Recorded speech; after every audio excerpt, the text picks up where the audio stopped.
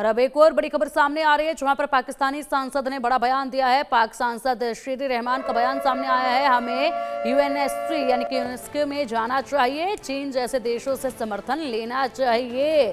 तो चीन की तरफ भागता नजर आ रहा है अब पाकिस्तान, और लगातार जो यहाँ पर डर पाकिस्तान को सता रहा है, ये खौफ जो है पाकिस्तान का अच्छा लग रहा है, लेकिन ये खौफ की नौबत आती ही नहीं अगर पाकिस्तान अपने औकात के भीतर रहता, पाकिस्तान इस तरीके से हिमाकत ना दिखाता। पाकिस्तान यहाँ पर जिस आतंकवाद के बलबूते पल पड़ रहा है, ऐसे में वो पाकिस्तान अगर इस आतंकवाद को भारत से दूर रखता तो शायद आज ये नौबत ना आती, जिसके चलते पाकिस्तान को चीन की तरफ देखना पड़े या चीन की तरफ भागना पड़े। हालांकि पाकिस्तान की तो आदत है, वो अक्सर ही चीन की गोद में जाकर बैठ जाता है और एक बार फिर से वहीं जाकर बैठने की कोशिश कर रहा है।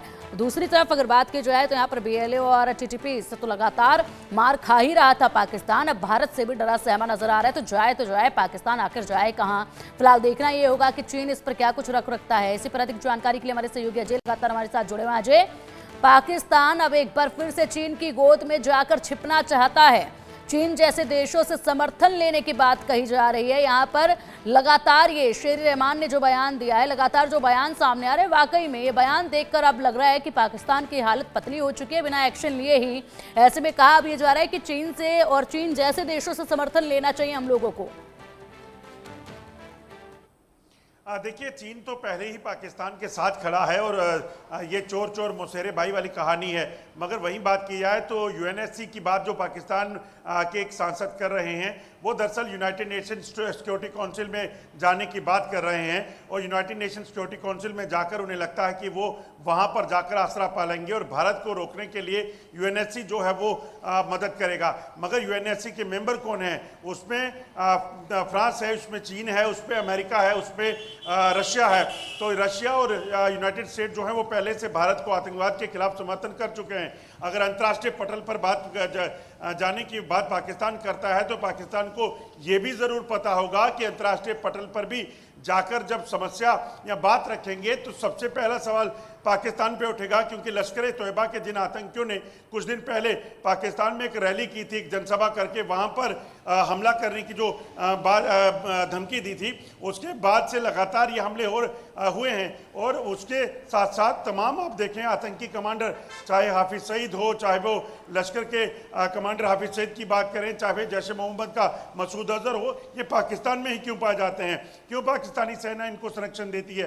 क्यों जब इन पर अंतर्राष्ट्रीय दबाव के बाद कार्रवाई की बात आती है तो इन्हें जेलों में रखने के बजाय सेना के सरकारी दफ्तरों में या उनके गेस्ट हाउस में रखा जाता है? तो ये तमाम चीज़ें जो हैं वो यूएनएससी में भी साफ होंगी और कहीं ना कहीं पाकिस्तान वहाँ भी एक्सपोज होगा। बिल्कुल, और ऐसे में जाहिर सी बात है, जिस तरीके से आतंकवाद का ये पूरा मुद्दा है, इस पर पाकिस्तान सोच भी कैसे सकता है कि कोई दूसरा देश जो है आतंकवाद जैसे मुद्दे पर पाकिस्तान को बचाएगा या पाकिस्तान का साथ देगा। यहाँ पर खुद जो है चार बातें सुनकर ही पाकिस्तान अपने घर वापसी करेगा। फिलहाल बड़ा अपडेट है, जम्मू कश्मीर सरकार ने भी बैठक बुलाई है, सीएम अब्दुल्ला ने सर्वदलीय बैठक बुलाई है। पहलगाम हमले पर सरकार ने बैठक बुलाई है, आज बैठक होगी। पहलगाम हमले पर सीएम अब्दुल्ला ने बैठक बुलाई है। अजय, लगातार बैठकों का सिलसिला जारी है, दिल्ली में भी बैठकें तमाम देखी जा रही है, उसके बाद आज जम्मू कश्मीर में भी बैठक बुलाई गई है। इस बैठक में कौन कौन शामिल होंगे, क्या रणनीति बनाई जा सकती है, क्या बड़े निर्देश जो हैं वो दिए जा सकते हैं? क्योंकि फिलहाल जम्मू कश्मीर की जो आवाम है वो डर के साए में तो है ही, लेकिन वहां पर लोग भी अब जाने से कतराने लगे हैं। तो ऐसे में ये बड़ी बैठक मानी जा रही है, क्या कुछ फैसले इसमें हो सकते हैं? देखिए, एक बड़ा मुद्दा जो है वो जम्मू कश्मीर में अब आम लोगों की सुरक्षा का है। इसमें कोई शक नहीं कि बेशक इस वक्त सुरक्षा तंत्र जो है वो उमर अब्दुल्ला की सरकार के पास नहीं है, मगर सरकार की जो जिम्मेदारियां बनती हैं उससे उमर अब्दुल्ला भी जो है वो पल्ला नहीं झाड़ सकते। शायद इसी वजह से अब सर्वदलीय बैठक बुलाई गई है ताकि जम्मू कश्मीर के मौजूदा हालात, जम्मू कश्मीर में किस तरह की परिस्थितियाँ हैं और कॉम्युनल हार्मनी को बनाए रखा जा सके, उस पर जो है वो तमाम राजनीतिक दल जो हैं वो इकट्ठा होंगे। श्रीनगर में ये बैठक होने वाली है और इस बैठक में नेशनल कॉन्फ्रेंस के साथ साथ तमाम जो राजनीतिक दल हैं, कांग्रेस है, बीजेपी है, पीडीपी है, या फिर अपनी पार्टी है, सजाद लोन की पार्टी है, पीपल्स कॉन्फ्रेंस, और तमाम जो नेता हैं वो शामिल होंगे। और इसमें कहीं ना कहीं एक साथ मिलकर कहीं ना कहीं इस चीज़ का आह्वान किया जाएगा कि जम्मू कश्मीर की शांति जो है वो बरकरार रहे और उसके साथ साथ इस चीज़ को सुनिश्चित किया जाएगा कि जम्मू कश्मीर में जो हमला हुआ है उसके बाद किस तरीके से आगे की रणनीति बनानी है। अगर आज तक इस जम्मू कश्मीर को लेकर सिर्फ सियासी दल सियासत नहीं करते, तो मुझे लगता है कि जम्मू कश्मीर में आज आतंकवाद बड़े ज़माने पहले जो है वो ख़त्म हुआ होता।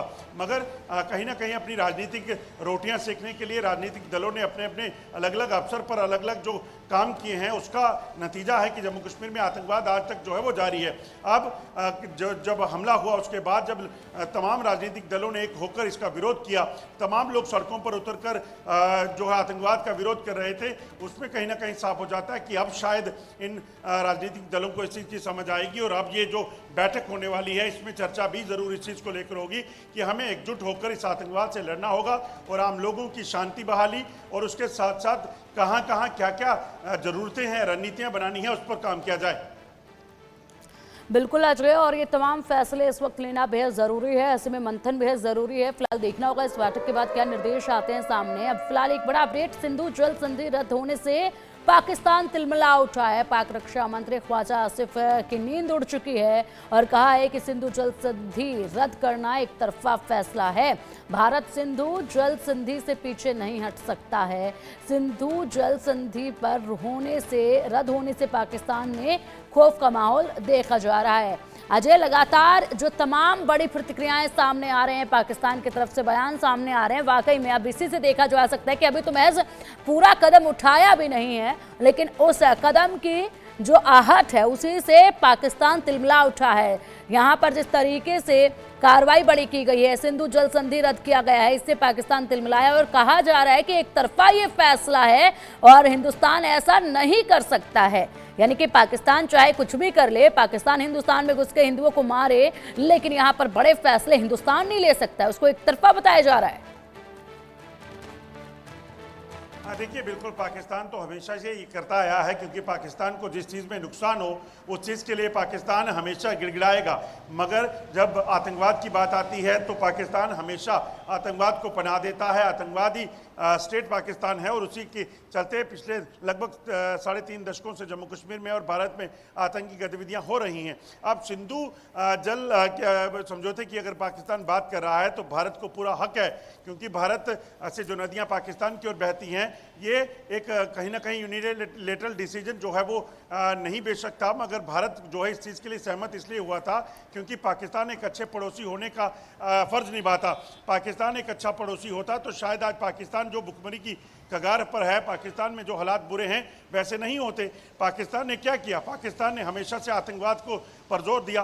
पैसा मिलता था वहाँ के लोगों की वेलफेयर के लिए, उसका इस्तेमाल जो है वो पाकिस्तान आतंकवाद में करता था, भारत के विरोध में करता था। और अब जब बात पानी की आती है, पाकिस्तान को लगता है कि वो प्यासा मर जाएगा अगर सिंधु जल समझौते पर भारत जो है वो अड़िग हो गया कि वो उसको मना कर देता है, तो फिर पाकिस्तान रोना शुरू हो जाएगा। बड़ा अपडेट सामने अजय, पहलगाम हमले के बाद बड़ा फैसला सामने आया। कर्मचारियों को घर से काम करने के निर्देश दिए गए। वर्क फ्रॉम होम करे कर्मचारी, 27 अप्रैल तक घर से काम करने के निर्देश दिए गए हैं। पहलगाम में अजय हमला हुआ, उसके बाद वर्क फ्रॉम होम के कर्मचारियों को निर्देश दे दिए गए हैं। 27 अप्रैल तक घर से काम करने के निर्देश दिए गए हैं।